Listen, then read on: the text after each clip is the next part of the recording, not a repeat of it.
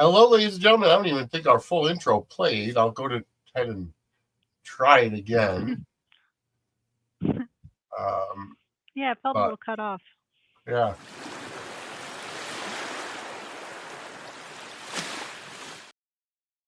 there we go. There's our intro.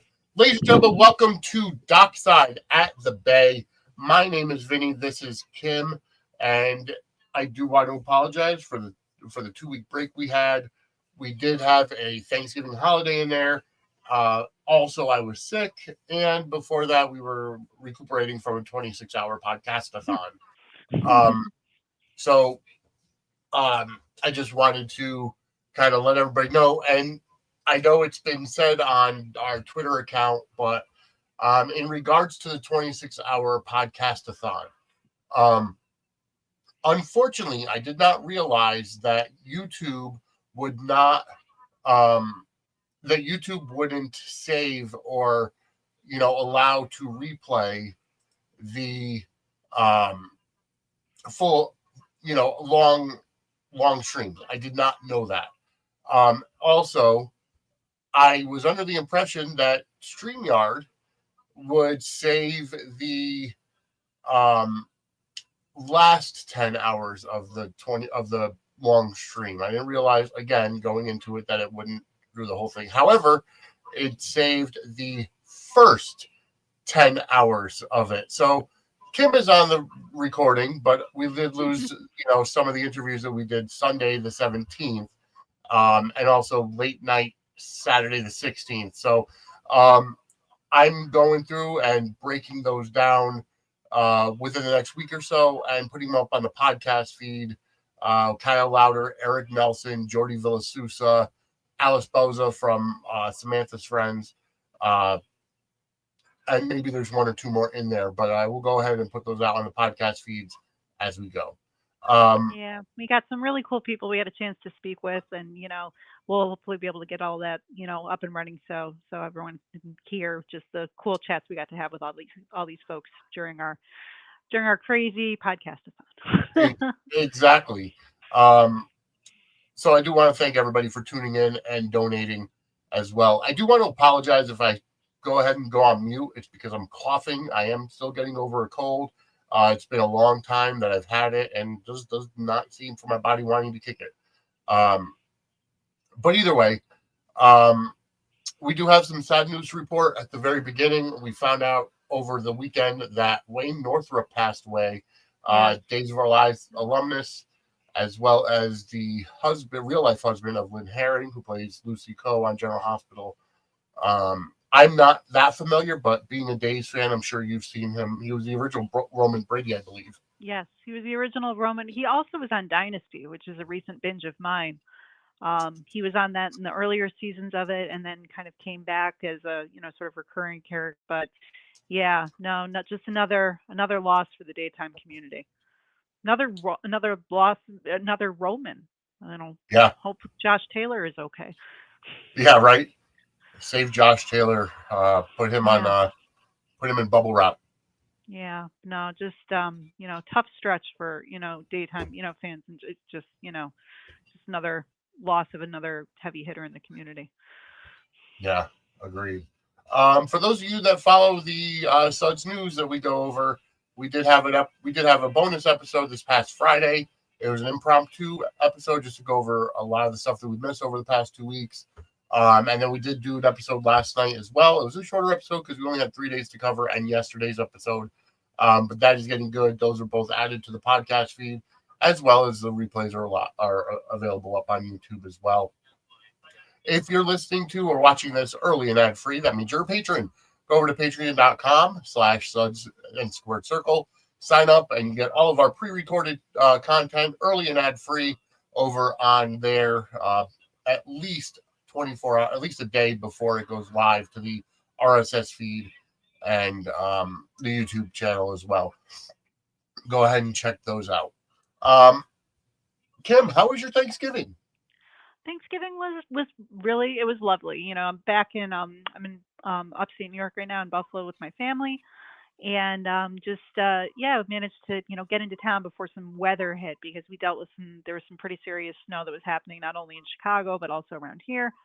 So, but all of that was avoided, and I managed to just kind of have a low key, nice, you know, Thanksgiving with just the immediate family, and not too much in way of leftovers though. That was we ended up going over though to my sister's in-laws family's place, and they had, I think, 6 pies, and I just kept on getting basically offers to be like, "Here, take more pie. Here, take more pie. Here, put more on your plate. Here, put more on your plate." And I was just like, "This is I just ate my weight worth in pumpkin pie back at my place, and now you're force feeding me, every other kind under the sun." So, but that's the way Thanksgiving should be. Lots of pie. So, Yeah. but yeah, no, it was lovely, and I'm sorry, you were kind of under the weather and stuff. I hope you still managed to enjoy it, some turkey and some stuffing and all of that. I did. Unfortunately, it was raining all day, so it kind of put a Ooh, damper on the idea of making a rotisserie turkey. ooh, So yeah. unfortunately, that just was not in the cards. So we'll try it another time. But we did have two turkeys. We did have, all the fixins as well. Nice. We did not have a pumpkin pie this year. We had a Dutch Oh, apple, and a pecan pie. ooh. But Yeah, my sister made a pretty good pecan pie. It was her first time baking in her new kitchen at her new place. So she was super happy that it turned out. nice. Yeah. The day before Thanksgiving, my wife and I went out and we got a half a pumpkin pie. So I actually had my slice of that today. Because I did not eat much. I just was not up to eating a lot. So Yeah. I have to say my favorite part of Thanksgiving was my mother's pumpkin stuffed shells. So Ooh. Oh, those um, sound really good. they are really good. That's my favorite part.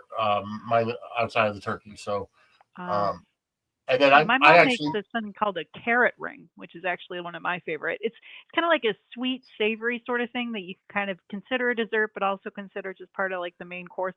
And I don't know, there's something about it. I'm not that big on carrots, but I really like this. And then every year she makes it now, just really just for me mostly. But So, yeah, I actually did a first time this year. Normally, I do a sweet potato casserole with the marshmallows on top and all hmm that, but it seems I get mixed reviews from that every year. Somebody complains we don't need the marshmallows, too much sugar, and then if I say I'm not going to make it, then somebody complains, oh, why aren't you having it? So I ended up doing a different type of sweet potato casserole this year. Um, I I found a recipe. My wife actually found the recipe, and it was more of a sweet potato, mashed sweet potatoes with a praline topping. Ooh, Um, that sounds good.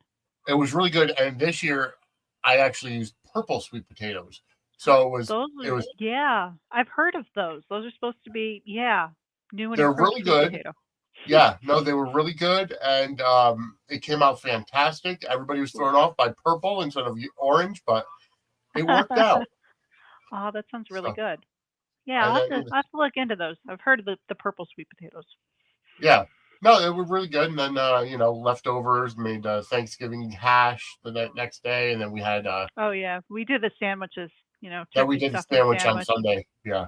Yep. So either way, Yeah, no, it's so nice, but now it's just rushing headlong into Christmas. I mean, we had to put up all the Christmas stuff this past yeah, weekend, we so. had a late Thanksgiving this year. So Mhm. we've got Yeah, less you than a get those month couple left. of days. Yeah. No, we had to get the tree up at my mom's house and everything like that. So, but Yeah, now we're fully in that mode. So. exactly. Um, all right. So you didn't tune in to hear about us talk about our holiday Yeah. plans. So we're going to get into what you came in here, and that is the Emmy Award winning show called The Bay. We watched season 4, episode 6, called Bag of Tricks, Yes. and um, it was a fantastic episode as always. Yes, yes. No, very well done. Ends on a bit of a cliffhanger, as always, just kind of leaves you in suspense, leaves you wanting more. But yeah, just same with just kind of jumping from, world to world, even though now those worlds are a little bit more established. I mean, we've got, John Blackwell still kind of doing his thing in Belgium. Yep. We've got, Sarah and Adam kind of, in their, wherever Adam has her stashed with the drapes all over the windows and everything like that. And then we've just, we kind of got, jumping between little worlds almost, Yeah, but it's also really cohesive and it also really follows each other. And, still, keeping in like, I think it was maybe 30 minutes. I think it felt a little bit longer of an episode, but not by much. it was. Yeah, Yeah. it was a little bit longer of an episode. We did, get the fallout from Tamara taking the papers from Evan, Yes. Yes, we did. um, and Steve is just not done with her. No, Steve is never done. Steve is never done being, his fun little villain self. No, exactly. And I'm sorry, but Matthew Asher, we say it all the time. He's killing it as Steve Jensen. He Oh, just plays that creepy, like I've got something over your head and you're going to do my bidding regardless of what you care, regardless of what you think, or I'm going to do something to hurt your reputation. yeah. Bit of a contrast from seeing Matt Ashford on his most recent week with Days. Yeah, Because he's come back for the memorial episodes, and he's uh, in that you just like you want to hug him, and then you watch the Bay and you just want to smack him. It's like he can play equal, just play, but yeah, in the Bay for sure. Yeah, he's definitely just, and he's got like his little like kind of partner in crime sidekick in Adam too. Who's like yep, just kind of helping execute all of his really bad news plans and everything like that. So a lot going on. A lot going on for yeah, sure. exactly. So let's kind of start there. Well, Mhm. she brings the paperwork to him. He looks through it. He's like, "Oh, that's not much. They really don't have much on me." And then he's like, "But you're not done. I want Yep. you to. You're going to Belgium." Yeah. No, he basically, and she's like pretty crafty, because at the very beginning of the episode, you have the two of them, Tamara with Evan, and they're kind of like, they're hooking up and they're talking about like, they're just having like this cute little kind of bantery thing, but, they cut over to, they go off into the bedroom, but you see the evidence just on the counter. It's just there for the taking. Yeah, And, for, you'd think that, I don't know, Evan would be a little bit more savvy when it comes to, I don't know, sensitive documents, given the fact that he's the DA, that he wouldn't just leave them like unattended on his kitchen counter when he's right. got company Yeah, over. But he does, and she manages to, abscond with them and get away. And yeah, yeah, just, thinks that by handing Steve over, oh, now I'm done. Now we're set. Now yeah, everything is fine. And then it's just, no, no, you're still on the hook. You're still going to Belgium. I love how yeah, too he's like playing piano. He's like, just kind of like, just playing piano in the background. Just like it just adds to him just being like ominous and just like, ooh, yeah, I'm yes, just gonna play like, you know, just be here in the background, just caught, ominous piano music while I'm telling you that I'm gonna ruin your life if you don't do this for me. right. So, Because he basically, what was his last line to her? Something like, if you'll be you a don't dead do this, hooker who, yeah, yeah, it was you'll you'll really you'll just grim. be, yeah, you'll just be known as a former hooker who just put out a porn or something. Yeah, terrible accident for a beautiful hooker from a porn film or something like that. And it's just like, Yeah, Jesus, man, like, come on, you're just. And he keeps on calling her Hazel too, which I guess yeah. must have been like her name back when I'm she was, assuming that's her stage name. Yeah. yeah. Which I don't know. That's kind of funny because Hazel is the name of my mother's cat. So like I always had like the cat, like the first cat I remember having in the house was named Hazel. So I heard that. I was just Well, like, oh, okay. all that's right. that's that's a fun association there. That's great. Yeah, I can imagine. But yeah, no, and she's even saying like, she's trying to just break free of him though. She's saying, I'm done doing what you want. She's trying to be assertive and stand up, and he's like, nope, you're just not going to fuck it up. You're going to go and you're going to do this, otherwise, there's going to be hell to Yep. pay, and she has no choice. But and he does set her up though on like a private jet, private jet going to Somewhat. Yeah. Belgium. I mean, as missions go, I mean, yeah, I wouldn't really want to be working for this guy either, but hey, private jet bound for Europe. I mean, could be worse. Well, it's not too private because Evan tracked her there and found her. Yeah, yep. No, I mean, she's trying to get all situated, and then all of a sudden, I mean, to be fair, it does make, he does have surveillance set up at his house. So Yeah. it's like, yeah, okay. So he's not completely, left stuff out on the counter, but it was fully documented that she took it, and he catches up to her a lot faster than I kind of thought that he would. Oh yeah, you know, just but finds her on the plane and is just all and she's all like, I need another seat. It's like, honey, you stole from him. Like right. he's allowed to be upset with you. But she does say you're going to get us killed. Yeah, yeah. No, I mean, he's all like, I have friends in high places. You should have disabled your cell phone if you didn't want to be found. And, like, if I'm a creep, then you're a thief. You stole from me, all of this stuff. And Yeah, then, but yeah, she does say, leave me alone before you get us all killed. And then she asks the stewardess for the new seat. But yeah. yeah, because she knows that Steve is just capable of, anything at this point, and she's scared. And, but yeah, now she's on a private jet, not so private with Evan, which Yeah. there are worse people to be traveling with too, though. I suppose. Yeah, no, you're exactly right.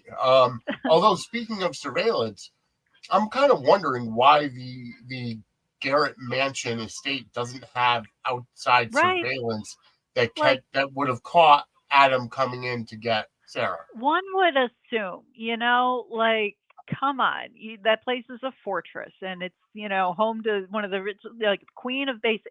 Wouldn't you think? Yeah, Aside from like Mortimer, who's since retired, and yeah, maybe that one chef guy, it's like there's not that many people around, and it doesn't sound like she has the best like security. I'd put a little bit more security in place, especially if you exactly. just like gotten out of prison, be a little bit paranoid. One would think, Yep, but no, she poor Sara, getting abducted and that whole bit. And then they all start kind of catching on to, they're worried that it's like foul play. yep. Lex is kind of on the case now at this point because they were like speculating, like, oh, she likes to do her own thing sometimes, but it's like she wouldn't do her own thing and not be in touch And with her then family. yeah, and then Jack brings up, Sophia's been saying that she's a some kind of a fortune teller or gets these kind of signs, and she's been saying that Sarah is in trouble, and I never really put anything into it, but maybe. And then you know, uh, Sarah's mother, I forget her name, Carolyn, is it? Melody. Melody, and she's like, "Oh, that's not real. Why are you saying that?" You Yeah, know, yeah. She's just kind of, like, I don't want to hear this. Like, what do you, all these predictions? I don't want, but yeah, she's clearly upset. Her daughter's gone missing. And then they kind of get confirmation that things aren't right when her vehicle's found abandoned on the side of the road and her purse is in the driver's seat. All signs are pointing to, I mean, they're dusting for prints and all of this stuff, but it throws Pete into a full blown panic. Like his line, she's got to be fucking found, like he's full on, spiraling, and so is everybody else. but he does have an Because idea who he could talk to see what happened, he does. and prior to that, Adam gets a call from Steve, and Steve's like, "Well, they're kind of on. I don't know if they said they're on to us or Yeah, he's like, you kind got to of, get back to Bay City. Yeah, he's basically saying like, I'm trying to pull up exactly what, but just basically like, yeah, kind of jiggies up a little bit. They're starting to catch on. You need to get back here. And then, Adam's arguing, I just got her here. Like, what are you talking about? This is going to Yep, completely throw a wrench into things, all this stuff, you know, and like, but Lex is starting to like, make connections. And so, Adam has to kind of think on his feet a little bit, yes, try and come up with a game plan now because Steve is dictating, like, figure this out. So he kind of plays up the whole connection with Riley and kind of ropes yep, her into this whole equation in kind of a, and if I was Riley, I mean, come on, this is like kind of an odd ask. I'm not going to lie, like I get it. You kind of know this guy, but it's just kind of a weird, because she's just sitting there, in her apartment talking with her sister. And it was funny, like Tandy Joe goes on this whole thing just talking about like Tamara being rude. And then like Riley's like, well, maybe you deserved it. Like I love their sisterly kind of banter that they get into. you know, yeah. just like you could, it feels very natural. It feels like, that's like a weird kind of argument. She was just being rude to me. Like, of course you defend her over me. Like it's just their dialogue there. I noted that. It just cracked me up because Oh yeah, I have no, a that sister was and we interact like that once in a while. no, that was So funny. Just that was absolutely funny, and it does show the difference between the two sisters, where it Mhm. looks like Riley is just focused now because she's the one running Romantica, Right. and Right. you know, and I mean, still and has her and moments where she's a little bit, a little a little bit, naive and kind of steps in it a little bit. But yeah, no, then you got Tandy Joe is just kind of like a little, just kind of doing her thing and, not really as, I think her sister's a little bit more mature in some ways. But even so, you got Adam who just kind of shows up randomly at their house. And then it's just like, I need a favor from you. Pretend that we're living together. yeah, And which it's is just kind like, of suspect. a little bit, It's like you kind of know this guy, but not really. And she even calls it out as being weird.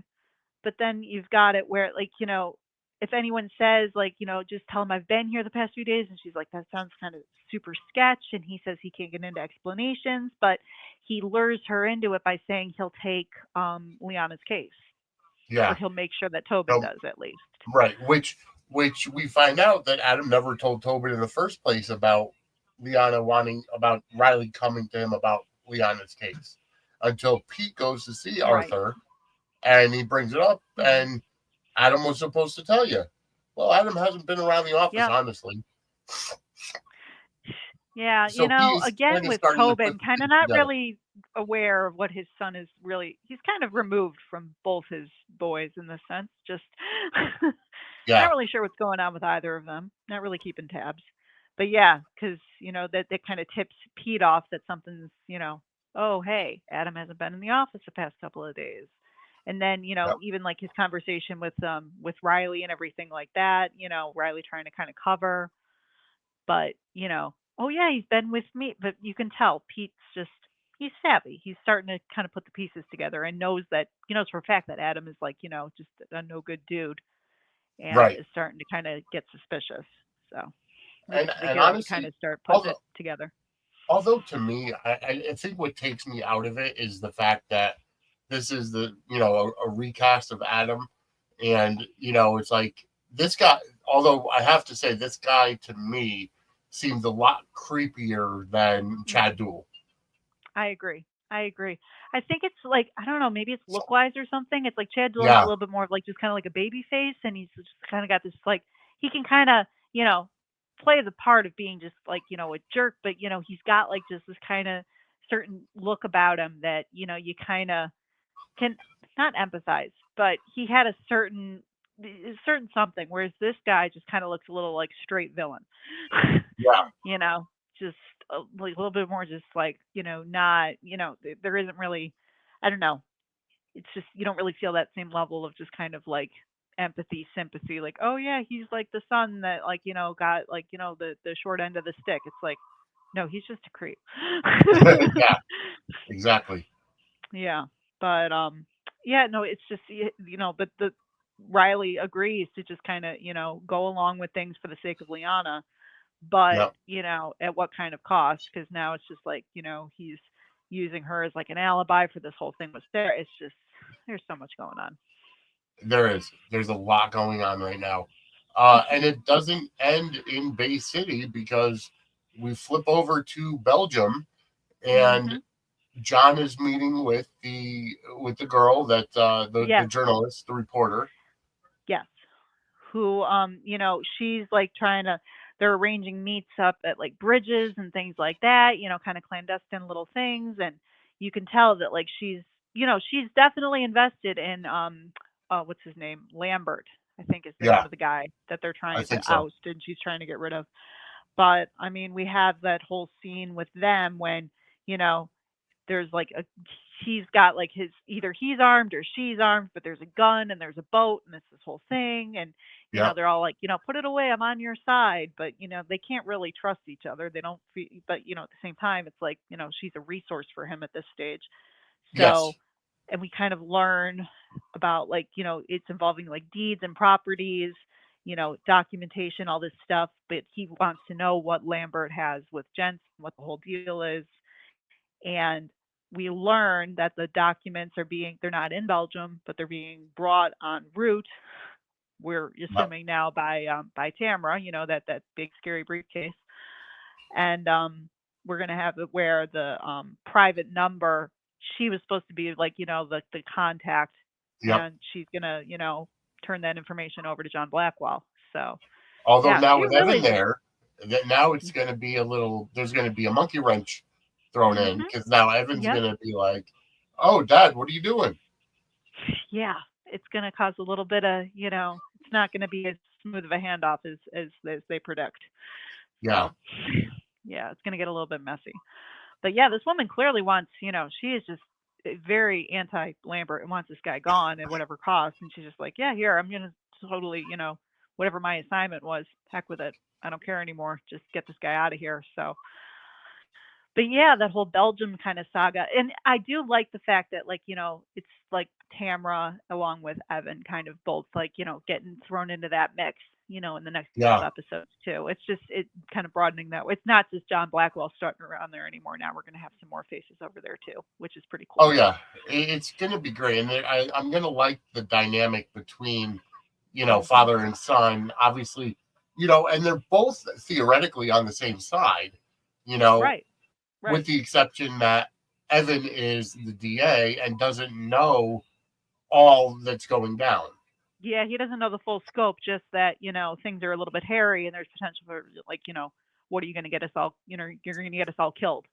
And Yeah. Tamara wasn't exaggerating when she said that. So, but it's just, it's fun that they blend that, like, kind of, they're bringing more characters into the fold over there, and they're just kind of, kind of working on that side of, like, the mystery and things like that, and just bringing more faces in. So it's pretty cool. It's pretty soapy to watch. Oh, very soapy. And just to kind of point out, um, on a side note, um, as everybody knows, I do have another show called Take Me Down to Studio City, and I do that with Angela, who's obviously my co-host from Suds News. And on the episode that we covered today, which is season 1, episode number 10, uh, sure enough, Ron Moss shows up in the show as playing himself. He and his wife are actually playing themselves in the show. He's a producer. It's a funny episode. Definitely go ahead and check it out. It's fun to see him not in the John Blackwell take no shit, take no prisoners role. Um, but and here's a trivia tidbit for everybody, and that is that John Blackwell was actually in a previous career was part of the band called the Players, and actually sings lead vocal on the song "Baby Come Back." Um, and they actually have a play on that in the episode today, so it's quite fun. Um, it is. It's quite fun. Check it out. Studio City. You can find it on the Roku channel, Amazon Prime.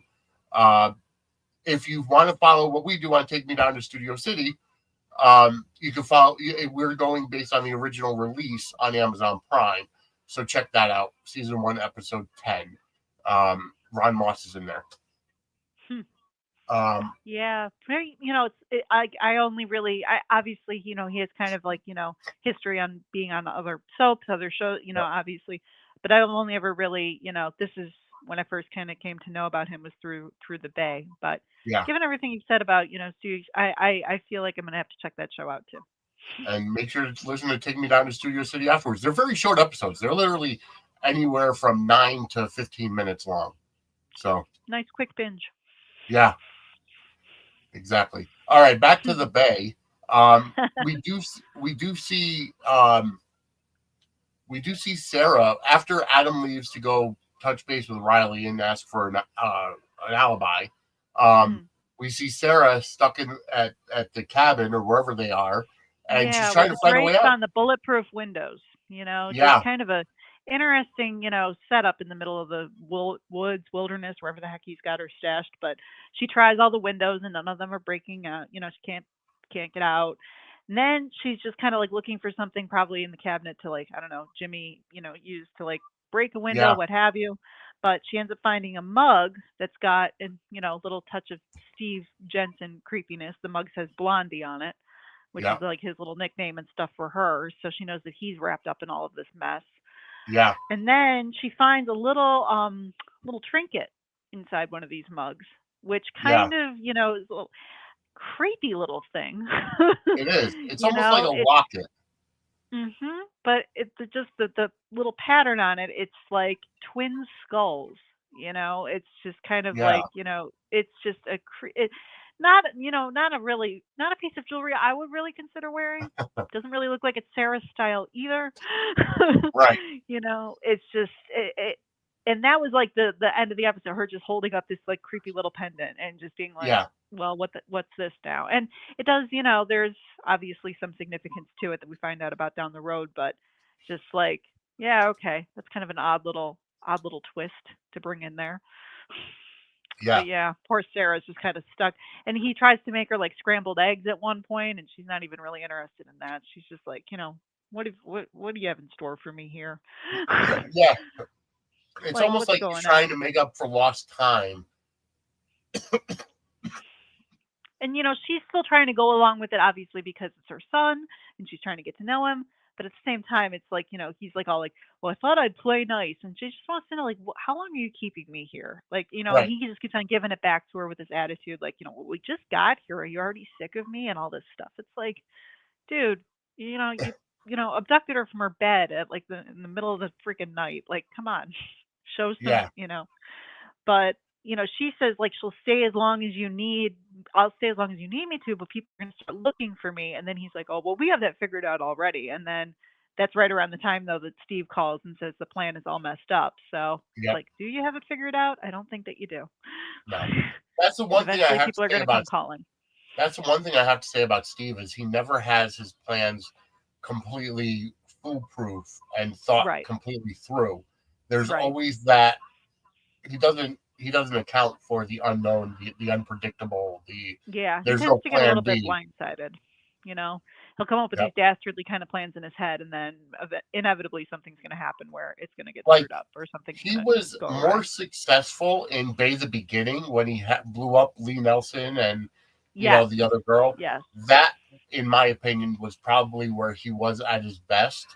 I Um, agree. but He's then kind of slipped a ever little since bit then, since it's then. been just bumble after bumble. Yeah, yeah. No, I remember like even in Bay the Beginning, like he was like toasting himself with like a martini at a bar, just kind of celebrating like everything that he'd managed to pull off. And it's like I don't see him doing that as a result of all of this. Now he's just No. like running scared. Yes, So exactly. yeah, no, it's people are going to start coming to look for Sarah, and people already are, and people are starting to get tipped off to the fact that like, no, she's not just randomly like ditching her family after being in jail. Like, no, something is clearly wrong. Yes. Oh, absolutely. So, We but do have one other and scene that we did. yeah, I was gonna say, speaking of stuff that's wrong and painful and sad, we've got the whole Yeah, Liana in therapy and yeah, that whole situation, which, if that doesn't break your heart, when she just basically starts running down every single thing that she's been through, just yeah, hearing it all in one spot, it's just like, oh my God. Like, it's like they just decided to like take this character and throw rocks at her basically for like the past how many seasons. Because yeah, when you think about everything that she has been through and then they just say it like that, it's like, yeah, oh my God, she has literally been through hell. yeah. No, exactly. And it's hard to hear what she's going through. And then I like how she pointed out, I have a right to feel down. Oh yeah. Oh yeah. Like, because the Because therapist is like, try the therapist, to her credit, is really like, receptive to like everything that she's saying and but I mean, she's got some great, like how can you help me with this? Have you like, considering what I went through, it makes sense that I would be like this, like just yeah, everything that she says is just so true and it's just so raw and it's so real. it almost throws it almost, and I know I might get heat for it, but it almost throws shade at the idea of a therapist. A Somebody little bit. who's, you know, because my takeaway from it is, how is somebody who's never had the experiences excuse me, the experiences that someone's gone through able to help them through those Yeah. experience, those feelings. The therapist does have a good counter to that, though. She says, like, I don't need to be you to know what pain is because I have my own, but I'm here to help you live with yours and we can start there. So it's Yeah, like, it's a really it's just the dialogue in that scene and that interplay. It's just it's very, like I said, just very raw, just very real, just very it true. is. I really appreciated the way that they handled that scene because it's just like, It you was, know, yeah, tip. it was well done. Hmm. It was more real than any other soap opera would have Yeah. dealt with And it. her just being so uncomfortable, like saying like, like her just opening up, like, just at the very beginning when she's sitting in the therapist's office, just being like, I'm just uncomfortable with this whole thing. I'm under a microscope and talking about like, energy and things like that. It just felt like a very real conversation. It It did. felt like something you could just see, you know, it didn't feel scripted. It didn't feel soapy. It didn't feel just Right. very like, over the top. It just felt very just realistic. And, Yeah. just and I appreciated that a lot. Just the way that the approach that the show takes towards like mental health and things like that, and just kind of touching on that. Like when they do it, it's just so. It's like it takes a beat, it takes away. It's not the most dramatic, it's not the most like crazy twisty, so but it's just a grounded, raw, real moment. And I appreciate that Exactly. the show does that and takes the time. Yeah. No, I really appreciate how they handle it. And I do like how they point out they do have the point and counterpoint. Because, Hmm. in society, without getting into the weeds too much, you know, at one point in our society we were one way thinking about therapy, where if you had quote unquote mental illnesses, you were weak and you needed to deal with it on your own. There was no help. To the pendulum swinging the other way, and now everybody needs a therapist and everybody has a mental problem or whatever. Yeah. So it's like they deal with it in a way that it shows both sides. Liana Yeah. could say, I don't have a mental illness, I'm not depressed, but I've gone through so much in my life that I have a right to feel hurt, to feel down, just to feel, and not Hmm. feel like I have to be put under a microscope. Right. Right. Yeah, no, it's just a very, very well done scene that didn't, it wasn't even all that long, but it just set a tone that just did a really good job and just kind of showing like showed Leon pain, but it showed too that like, this therapist is like, I'm here to help you live with it. We can start there at least. And it's Yeah, just, showing that journey for her and stuff like that. And also even like, we had that scene kind of even when Nardo goes to the diner and he's talking with Pete, and they just yeah, kind of have a moment there where they're just kind of talking about Liana and Pete just like kind of getting choked up by the whole situation, still emotional about everything that happened, obviously with Janice. But his saying that he believes her and he wants to help her, and even Nardo not knowing the full scope. I don't know what transpired really between you and Janice, but I know that she really loved you. Like just kind of even harkening back to that, yeah. and like letting Pete kind of be in that moment as well. It just kind of slows everything down and it just kind of reminds you like, where those characters are at too, which I thought was And really it's cool. and it's almost like a peace offering between the families, because Right. when we first started everything, the Ramos and the Garretts were at odds because of Janice and Sarah and what Right. Lee I mean, did. the first episode of regular, like, Bay, we Yeah, have it where Janice, Sarah comes barging into the bedroom and sees Janice in there with Pete. And it just sets the yep, tone immediately for, like, those two families just being on but you're right. It was kind of like a little, like, peace offering over, like, a high protein breakfast. I think that's what they yeah, called it. yep. So, but it's just also, Yeah, like, kind no, of a slowed down moment, good scenes between the two of them, just in the midst of all the action, in the midst of all the drama and everything like that, it's nice to have yeah. little like kind of moments like that to just kind of break it up a little bit. And then you see Liana on the dock still, and you see Caleb come over Mm.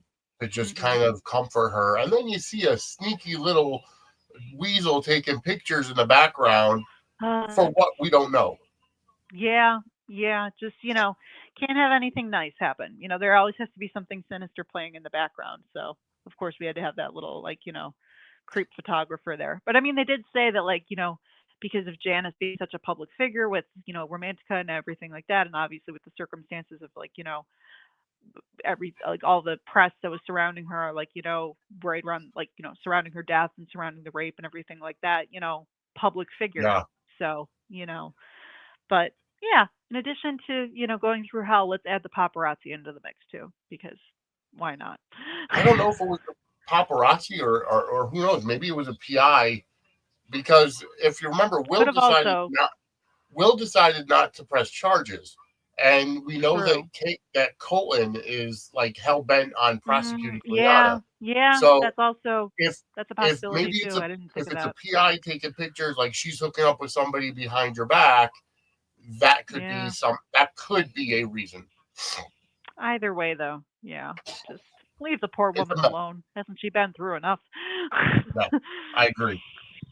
Yeah. Yes. So I'm trying to All right, think. but Did we? I Is there anything we believe we hit missed? everything. I think so too. I think so too. I noticed early at the top of the episode there was a scene of Pete just running along like the beach, running shirtless, Yeah. and it didn't really. There was no need for other than to just have Pete slash Christos running shirtless. So I just thought I'd bring that up. I think that was the only thing we forgot to cover, but it wasn't like a moment at the beginning. I was just like, oh, okay, just Yeah. yep, thank you. But I But guess that's yeah, I about think we it. touched on So yeah, I think we touched on everything else. So yeah, but I guess that's about it. So we've covered everything. We'll be back next week with another episode of Dockside at the Bay. We'll be yep, covering season 4, episode number 7 next week, which we get into the international stuff um, yep. and the fallout from Tamara and Evan heading over to Belgium. So we'll see how that plays out. Any final Hmm. thoughts No, nothing's really springing to mind at this point. I'm a little tapped out, but no, I'm looking forward to next week, and yeah, no, it'll be we're getting into we're about what now halfway through season 4, about so that? Yeah. yeah, yeah, we're moving right along, but yeah, no, looking forward to next week and diving in there for sure. All right, fantastic. Well, Kim, have a great night as always. Thank you all for watching. We'll be back next week. Again, if you want to get this early and ad free, go over to patreon.com/Suds and Squared Circle. Sign up for our Patreon, become a patron, and you'll get any of our pre recorded content early and ad free at least one day before it hits the YouTube and RSS feeds. Like, subscribe, get notified. Um, Go over to, if you want to support the show and help others like Samantha's friends, go to buymeacoffee.com/Suds Media and donate to us, help out the cause. But any other thing that we have to go, we'll be back next week. uh Dockside at the Bay. Have a great day, everybody. Take care, everybody.